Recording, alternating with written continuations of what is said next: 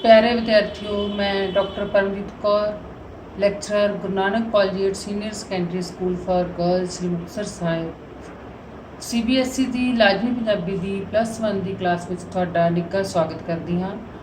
ਤੁਹਾਡੇ ਸਿਲੇਬਸ ਦਾ ਇੱਕ ਟੌਪਿਕ ਹੈ ਪੰਜਾਬੀ ਸਾਹਿਤ ਦੇ ਰੂਪ, ਜਿਹੜਾ ਕਿ ਤੁਹਾਨੂੰ 8 ਅੰਕ ਦਾ ਪ੍ਰਸ਼ਨ ਆਉਣਾ ਹੈ, ਜਿਸ ਵਿੱਚੋਂ ਪੰਜਾਬੀ ਸਾਹਿਤ ਦੇ ਜਿਹੜੇ ਰੂਪ ਨੇ, ਜੇ ਅਸੀਂ ਉਹਨਾਂ ਦੀ ਗੱਲ ਕਰੀਏ ਤਾਂ ਪੰਜਾਬੀ ਸਾਹਿਤ ਦੇ ਵਿੱਚ ਨਾਵਲ, ਨਾਟਕ, ਕਵਿਤਾ, ਕਹਾਣੀ, ਵਾਰਤਕ, ਜੀਵਨੀ, ਸਵੈ ਜੀਵਨੀ ਆਦਿ ਜਿਹੜੇ ਰੂਪ ਹੈਗੇ ਆ।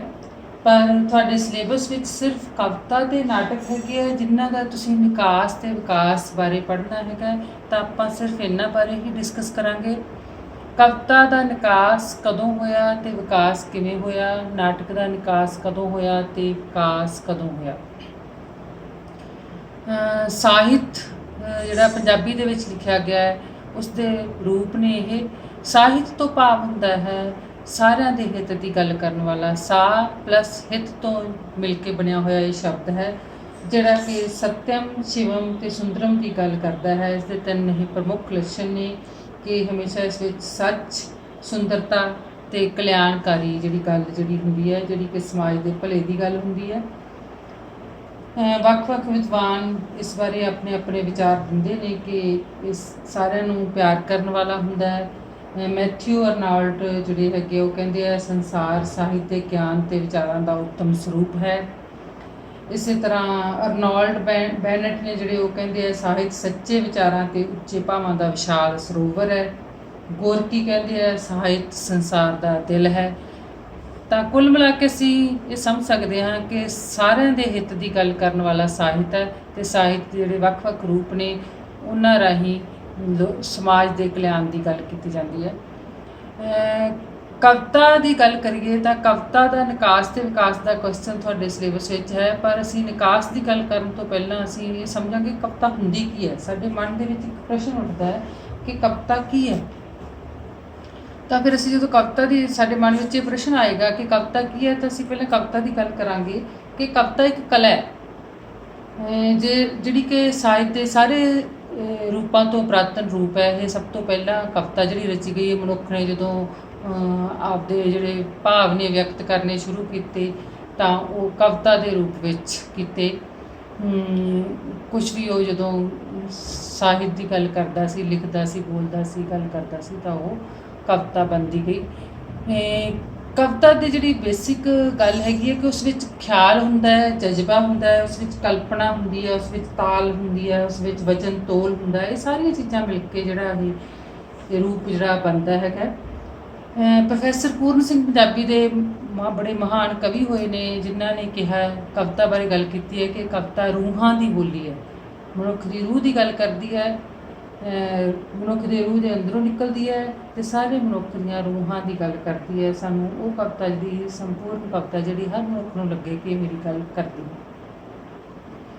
ਅਸਲ ਵਿੱਚ ਇਹਨੂੰ ਅਸੀਂ ਕਹਿ ਸਕਦੇ ਹਾਂ ਕਿ ਭਾਵਾਂ ਅਤੇ ਵਲਵਲਿਆਂ ਦਾ ਜਿਹੜਾ ਇੱਕ ਬੇਰੁਕ ਉਛਾਲ ਹੈ। ਜਦੋਂ ਮਨੁੱਖ ਦੇ ਮਨ ਵਿੱਚ ਕੋਈ ਵੀ ਉਛਾਲਾ ਉਛਲਦਾ ਹੈ ਤਾਂ ਉਸ ਨੂੰ ਉਹ ਵਿਅਕਤ ਕਰਦਾ ਹੈ, ਤਾਂ ਕਵਿਤਾ ਜਿਹੜੀ ਬਣ ਜਾਂਦੀ ਹੈ। ਇਸ ਤੋਂ ਅੱਗੇ ਅਸੀਂ ਜਦੋਂ ਗੱਲ ਕਰਦੇ ਹਾਂ ਤਾਂ ਇਸ ਵਿੱਚ ਕਈ ਤੱਤ ਹੁੰਦੇ ਆ। ਕਵੀ ਜਦੋਂ ਆਪਣੀ ਰਚਨਾ ਕਰਦਾ ਹੈ ਤਾਂ ਕਈ ਪ੍ਰਕਾਰ ਦੇ ਤੱਤਾਂ ਦਾ ਜਿਹੜਾ ਸੁਮੇਲ ਕਰਕੇ ਜਿਹੜੀ ਚੰਗੀ ਕਵਿਤਾ ਬਣਦੀ ਹੈ। ਇਹੀ ਇੱਕ ਕਵਿਤਾ ਦੀ ਚੰਗੀ ਕਵਿਤਾ ਦੀ ਵਿਸ਼ੇਸ਼ਤਾ ਹੈ ਕਿ ਉਸ ਵਿੱਚ ਸਾਰੇ ਤੱਤਾਂ ਦਾ ਹੋਣਾ ਜਿਹੜਾ ਜ਼ਰੂਰੀ ਹੈ। ਕਵਿਤਾ ਸਭ ਤੋਂ ਪਹਿਲਾਂ ਭਾਸ਼ਾ ਦੀਆਂ ਧੁਨੀਆਂ ਅਤੇ ਸ਼ਬਦਾਂ ਦੀ ਇੱਕ ਲੜੀ ਹੈ। ਫਿਰ ਭਾਸ਼ਾ ਨੂੰ ਅਸੀਂ ਕਵਿਤਾ ਦਾ ਕੱਚਾ ਮਸਾਲਾ ਵੀ ਕਹਿ ਸਕਦੇ ਹਾਂ। ਕਵਿਤਾ ਦਾ ਜਿਹੜਾ ਕੱਚਾ ਮਸਾਲਾ ਹੈ ਉਹ ਹੈ ਭਾਸ਼ਾ, ਅਤੇ ਕਵੀ ਇਸ ਮਸਾਲੇ ਨੂੰ ਇੱਕ ਵਧੀਆ ਖਾਸ ਵਿਉਂਤ ਨਾਲ ਵਰਤ ਕੇ ਕਵਿਤਾ ਦੀ ਸਿਰਜਣਾ ਕਰਦਾ ਕਿ ਸ਼ਬਦਾਂ ਨੂੰ ਇੱਕ ਵਿਉਂਤਬੱਧ ਤਰੀਕੇ ਦੇ ਨਾਲ ਉਹ ਇਸ ਤਰ੍ਹਾਂ ਸੋਚਮਈ ਢੰਗ ਨਾਲ, ਸਜਾਵਟ ਨਾਲ ਜੋੜਦਾ ਹੈ, ਮੀਨਿੰਗਫੁਲੀ ਜੋੜਦਾ ਹੈ ਕਿ ਕਵਿਤਾ ਦੀ ਜਿਹੜੀ ਸਿਰਜਣਾ ਹੋ ਜਾਂਦੀ ਹੈ। ਇਸ ਤਰ੍ਹਾਂ ਇਸ ਭਾਸ਼ਾ ਵਿੱਚੋਂ ਬੜੀ ਹੈਰਾਨੀਜਨਕ, ਅਦਭੁਤ ਜਿਹੜੀ ਕੋਮਲਤਾ, ਅਰਥ ਸ਼ਕਤੀ ਅਤੇ ਸੁੰਦਰਤਾ ਜਿਹੜੀ ਉਹ ਫੁੱਟ ਕੇ ਬਾਹਰ ਆਉਂਦੀ ਹੈਗੀ ਹੈ। ਕਵੀ ਦੀ ਭਾਸ਼ਾ ਜਿਹੜੀ ਉਹ ਸਾਡੀ ਭਾਵਨਾ, ਸਾਡੇ ਅਹਿਸਾਸ, ਸਾਡੀ ਸੰਵੇਦਨਾ ਨੂੰ ਟੁੰਬਦੀ ਹੈ ਅਤੇ ਕਿਸੇ ਵਿਸ਼ੇ ਦੀ ਬੜੀ ਡੂੰਘੀ ਤਹਿ ਤੱਕ ਜਿਹੜੀ ਉਹ ਗੱਲ ਕਰਦੀ ਹੈ, ਉਸ ਤੱਕ ਪੁੱਜਦੀ ਹੈ, ਅਤੇ ਉਸ ਵਿਚਲੀ ਜਿਹੜੀ ਸ਼ਬਦ ਸਮੱਗਰੀ ਹੈ ਉਹ ਵੀ ਸਾਡੇ ਭਾਵਾਂ ਦੇ ਅਨੁਕੂਲ ਹੁੰਦੀ ਹੈਗੀ ਹੈ। ਕਵੀ ਦਾ ਇਸ ਵਿੱਚ ਆਪਣਾ ਜਿਹੜਾ ਅਨੁਭਵ ਐਕਸਪੀਰੀਅੰਸ ਜਿਹੜਾ ਉਹ ਸ਼ਾਮਲ ਹੁੰਦਾ ਹੈ। ਉਹੀ ਕਵਿਤਾ ਚੰਗੀ ਸਿਰਜਣਾ ਹੋ ਸਕਦੀ ਹੈ ਜੇ ਉਸ ਦੇ ਵਿੱਚ ਕਲਪਨਾ ਜਜ਼ਬੇ ਦੇ ਨਾਲ ਨਾਲ ਸਮਾਜ ਦਾ ਜਿਹੜਾ ਐਕਸਪੀਰੀਅੰਸ ਕਵੀ ਨੂੰ ਹੋਵੇ, ਉਸ ਦੇ ਕੋਲ ਵਿਸ਼ੇ ਹੋਣ ਜਿਨ੍ਹਾਂ ਦੀ ਉਹ ਗੱਲ ਕਰ ਸਕੇ, ਤਾਂ ਉਹ ਜ਼ਿਆਦਾ ਵਧੀਆ ਕਵਿਤਾ ਬਣਦੀ। ਉਸ ਕੋਲ ਮੈਟਰ ਹੋਵੇ, ਕੋਈ ਗੱਲ ਹੋਵੇ ਕਰਨ ਲਈ, ਤਾਂ ਉਸ ਨੂੰ ਫਿਰ ਉਹ ਸ਼ਬਦਾਂ ਦੇ ਜਦੋਂ ਉਹਦੇ ਵਿੱਚ ਪਰੋਵੇਗਾ ਲੜੀ ਦੇ ਵਿੱਚ, ਤਾਂ ਉਹ ਬਹੁਤ ਵਧੀਆ ਕਵਿਤਾ ਬਣ ਸਕਦੀ ਹੈ। ਇਸ ਤੋਂ ਅੱਗੇ ਜੇ ਅਸੀਂ ਗੱਲ ਕਰੀਏ ਤਾਂ ਭਾਵਾਂ ਅਤੇ ਅਨੁਭਵ ਨੂੰ ਫਿਰ ਉਹ ਇੱਕ ਸੰਗੀਤਮਈ ਢੰਗ ਨਾਲ, ਸੋਝਮਈ ਢੰਗ ਨਾਲ ਪ੍ਰਗਟਾਉਂਦਾ। ਆਪਾਂ ਹੁਣ ਇਹੀ ਗੱਲ ਕਰਕੇ ਹਟੇ ਸੀ ਕਿ ਉਹ ਇਸ ਢੰਗ ਨਾਲ ਪ੍ਰਗਟਾਉਂਦਾ ਕਿ ਸਾਨੂੰ ਉਹ ਸੁਣਨ ਵਿੱਚ, ਗਾਉਣ ਵਿੱਚ ਵੀ ਮਜ਼ਾ ਆਉਂਦਾ। ਇਸ ਵਿੱਚ ਚਿੰਨ੍ਹਾਂ ਦੀ ਵਰਤੋਂ ਵੀ ਕੀਤੀ ਜਾਂਦੀ ਹੈ, ਪ੍ਰਤੀਕਾਂ ਦੀ ਵਰਤੋਂ ਵੀ ਕੀਤੀ ਜਾਂਦੀ ਹੈ, ਅਤੇ ਇੱਕ ਬਿੰਬ ਦੀ ਸਿਰਜਣਾ ਕਰ ਦਿੱਤੀ ਜਾਂਦੀ ਹੈ। ਬਿੰਬ ਦੀ ਸਿਰਜਣਾ ਆਪਾਂ ਕਹਿ ਸਕਦੇ ਹਾਂ ਕਿ ਸਾਡੇ ਸਾਹਮਣੇ ਇੱਕ ਤਸਵੀਰ ਪੇਸ਼ ਕਰ ਦਿੱਤੀ ਜਾਂਦੀ ਹੈ, ਜਿਵੇਂ ਸਿਮਲ ਰੁੱਖ ਸਰਾਇਰਾ, ਤਾਂ ਸਾਡੇ ਸਾਹਮਣੇ ਇੱਕ ਤਸਵੀਰ ਬਣ ਜਾਂਦੀ ਹੈ।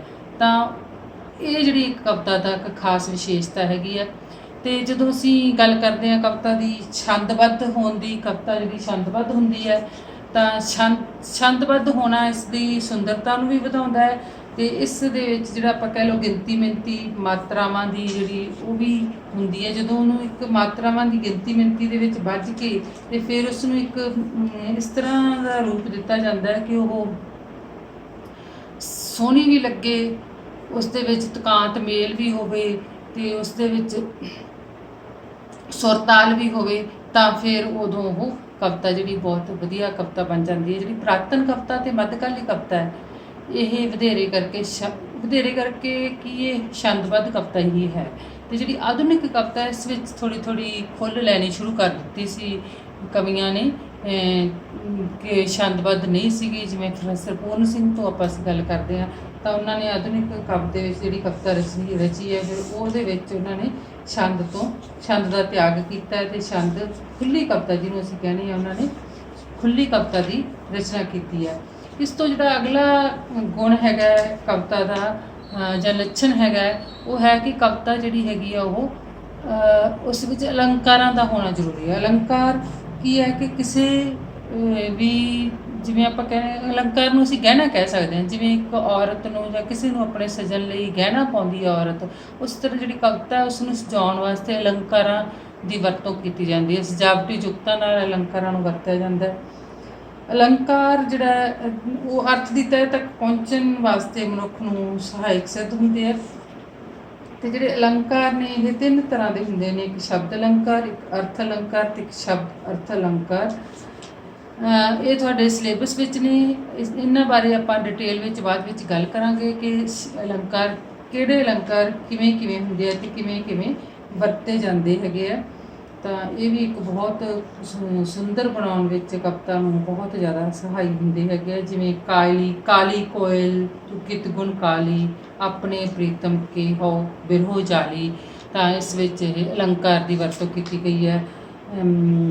ਜਦੋਂ ਅਸੀਂ ਕਿਸੇ ਚੀਜ਼ ਨੂੰ ਕਾਰਨ ਮੰਨ ਕੇ ਗੱਲ ਕਰੀਏ ਤਾਂ ਉਦੋਂ ਅਸੀਂ ਕਹਿੰਦੇ ਹਾਂ ਇਹ ਅਲੰਕਾਰ ਪ੍ਰੋੜੋਪਤੀ ਜਿਹੜਾ ਕਿ ਅਲੰਕਾਰ ਵਰਤਿਆ ਗਿਆ।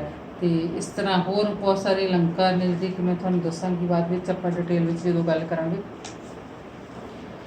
ਇਸ ਤਰ੍ਹਾਂ ਅਸੀਂ ਗੱਲ ਕਰੀਏ ਵੀ ਜਿਹੜੀ ਕਵਿਤਾ ਸੋਹਣੀ ਸਜਾਵਟੀ ਯੁਕਤਾਂ ਨਾਲ ਰਚੀ ਹੋਈ ਅਲੰਕਾਰ ਦੀ ਵਰਤੋਂ ਨਾਲ ਇੱਕ ਚਮਤਕਾਰ ਪੈਦਾ ਕਰ ਦਿੰਦੀ ਹੈ। ਤਾਂ ਚਮਤਕਾਰ ਜਿਹੜਾ ਮਨੁੱਖ ਦੇ ਮਨ ਨੂੰ ਜਿਹੜਾ ਟੁੰਬਦਾ ਹੈਗਾ, ਅਤੇ ਕਲਪਨਾ ਜਿਹੜੀ ਹੈ ਉਹ ਦੇਖੇ ਅਣਦਿਖੇ ਦ੍ਰਿਸ਼ਾਂ ਨੂੰ, ਵਸਤਾਂ ਨੂੰ ਪਾਠਕਾਂ ਦੇ ਸਾਹਮਣੇ ਬਿਲਕੁਲ ਇੱਕ ਬਿੰਬ ਦੇ ਰੂਪ ਵਿੱਚ ਜਦੋਂ ਪੇਸ਼ ਕਰ ਦਿੰਦੀ ਹੈ, ਤਾਂ ਫਿਰ ਕਵਿਤਾ ਬਹੁਤ ਸੋਹਣੀ ਲੱਗਦੀ ਹੈ, ਚੰਗੀ ਲੱਗਦੀ ਹੈ ਮਨ ਨੂੰ। ਮਨੋਭਾਵ, ਜਜ਼ਬੇ ਇਹ ਅਤੇ ਰਸ ਜਿਹੜਾ ਇਹ ਕਵਿਤਾ ਦੇ ਵਿੱਚ ਇਸ ਨੂੰ ਹੋਰ ਵੀ ਜ਼ਿਆਦਾ ਸੁੰਦਰ ਬਣਾਉਂਦੇ ਆ। ਰਸ ਜਿਹੜਾ ਕਵਿਤਾ ਦੇ ਵਿੱਚ ਹੋਣਾ ਬਹੁਤ ਜ਼ਰੂਰੀ ਹੈਗਾ। ਕਵਿਤਾ ਨੂੰ ਰਸਮਈ ਬਣਾਉਣ ਵਾਸਤੇ ਕਵੀ ਜਿਹੜਾ ਇਹਨਾਂ ਦੀ ਵਰਤੋਂ ਕਰਦਾ ਹੈਗਾ। ਰਸ ਜਿਹੜੇ 9 ਤਰ੍ਹਾਂ ਦੇ ਹੁੰਦੇ ਆ, ਜਿਹੜੇ ਕਿ ਤੁਹਾਡੇ ਸਿਲੇਬਸ ਵਿੱਚ ਵੀ ਹੈ, ਅਤੇ ਆਪਾਂ ਇਹਨਾਂ ਬਾਰੇ ਗੱਲ ਵੀ ਕਰਾਂਗੇ। ਜਿਵੇਂ ਸ਼ਾਂਤ ਰਸ ਹੈ, ਸ਼ਿੰਗਾਰ ਰਸ ਹੈ, ਕਰੁਣਾ ਰਸ ਹੈ, ਰੌਦਰ ਰਸ ਹੈ, ਵੀਰ ਰਸ ਹੈ, ਹਾਸ ਰਸ ਹੈ, ਅਦਭੁਤ ਰਸ ਹੈ, ਭਿਆਨਕ ਰਸ ਹੈ, ਅਤੇ ਵੀਪਤਸ ਰਸ ਹੈ। ਇਸ ਤਰ੍ਹਾਂ ਇਹ ਵੱਖ-ਵੱਖ ਪ੍ਰਕਾਰ ਦੇ ਰਸ ਨੇ ਜਿਨ੍ਹਾਂ ਦੀ ਇਸ ਕਵਿਤਾ ਵਿੱਚ ਵਰਤੋਂ ਕਰਦੇ ਹਾਂ। ਅਤੇ ਕਵਿਤਾ ਦੇ ਕਈ ਭੇਦ ਮੰਨੇ ਜਾਂਦੇ ਆ, ਜਿਨ੍ਹਾਂ ਵਿੱਚ ਭੇਦਾਂ ਦੀ ਅਸੀਂ ਗੱਲ ਕਰੀਏ ਤਾਂ ਜਿਵੇਂ ਲੋਕ ਗੀਤ ਵੀ ਕਵਿਤਾ ਦਾ ਭੇਦ ਹੈ, ਵੀਰ ਕਾਵਿ ਵੀ, ਤੇ ਕਿੱਸਾ ਕਾਵਿ, ਮਹਾਕਾਵਿ, ਪ੍ਰਗੀਤ ਵੀ, ਗਜ਼ਲ ਵੀ ਤੇ ਖੁੱਲੀ ਕਵਿਤਾ ਵੀ। ਇਸ ਤਰ੍ਹਾਂ ਜਿਹੜੀ ਕਵਿਤਾ ਹੈਗੀ ਹੈ ਇਹਨਾਂ ਸਾਰਿਆਂ ਤੋਂ ਮਿਲ ਕੇ ਬਣਦੀ ਹੈ। ਇਸ ਤੋਂ ਅੱਗੇ ਆਪਾਂ ਗੱਲ ਕਰਾਂਗੇ ਇਹਦੇ ਨਿਕਾਸ ਤੇ ਵਿਕਾਸ ਦੀ ਨੈਕਸਟ ਲੈਕਚਰ ਦੇ ਵਿੱਚ। ਇਹ ਤੁਹਾਡੇ ਇਸ ਲੈਕਚਰ ਦੇ ਵਿੱਚ ਤੁਸੀਂ ਕਵਿਤਾ ਬਾਰੇ ਜਾਣ ਗਏ ਹੋਵੋਗੇ। ਫਿਰ ਵੀ ਜੇ ਤੁਹਾਡੀ ਕੋਈ ਕੁਐਰੀ ਹੋਵੇ ਤਾਂ ਤੁਸੀਂ ਮੈਨੂੰ ਕੰਟੈਕਟ ਕਰ ਸਕਦੇ ਹੋ 9814600432। Thank you.